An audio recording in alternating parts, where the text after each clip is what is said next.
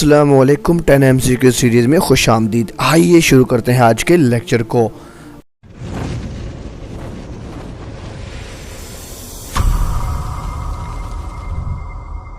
علامہ ابن قیم کا اصل نام کیا تھا؟ درست آپشن ہے بی، شمس الدین۔ پورا نام حافظ شمس الدین ابو عبداللہ محمد بن ابی بکر بن ایوب بن سعد بن حریز الزرعی الدمشقی تھا اور ابن قیم کے نام سے مشہور ہوئے۔ 691 میں دمشق کے قریب زرع نامی گاؤں میں پیدا ہوئے۔ شیخ الاسلام ابن تیمیہ کے شاگردوں میں سے ہیں جن کے ساتھ آپ 26 سال تک مستقل رہے۔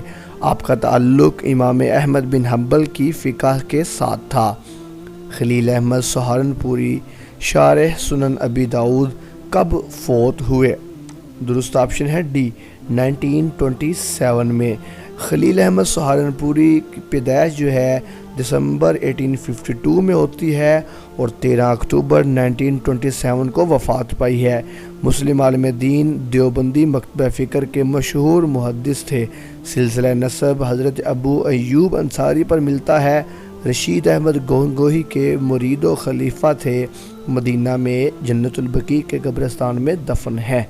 طلب الاسناد العالی سنن صحیح کس کا قول ہے؟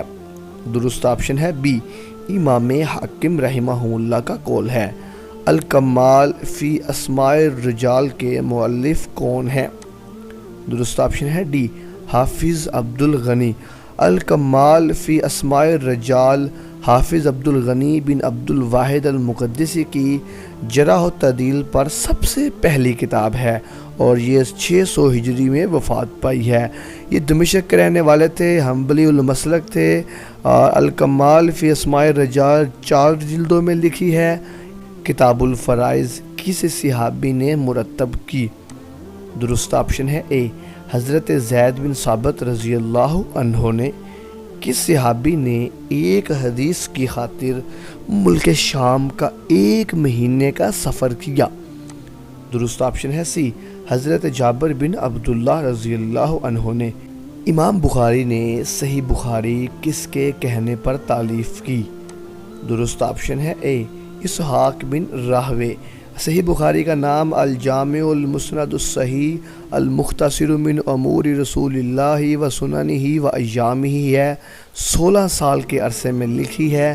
ابو عبداللہ محمد بن اسماعیل بن ابراہیم اصل نام تھا۔ تکرار کے ساتھ احادیث کی تعداد 9086 ہے اور تکرار کے بغیر 2761 ہے۔ اسحاق بن راہوے کے کہنے پر لکھی 160 کتب اور 3450 ابواب ہے، 22 ثلاثیات ہیں، 208 روایات ہیں۔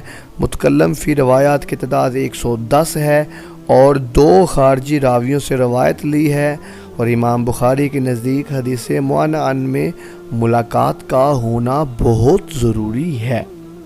کس غزوہ کے بعد سب سے پہلے دفعہ نماز خوف پڑھی گئی؟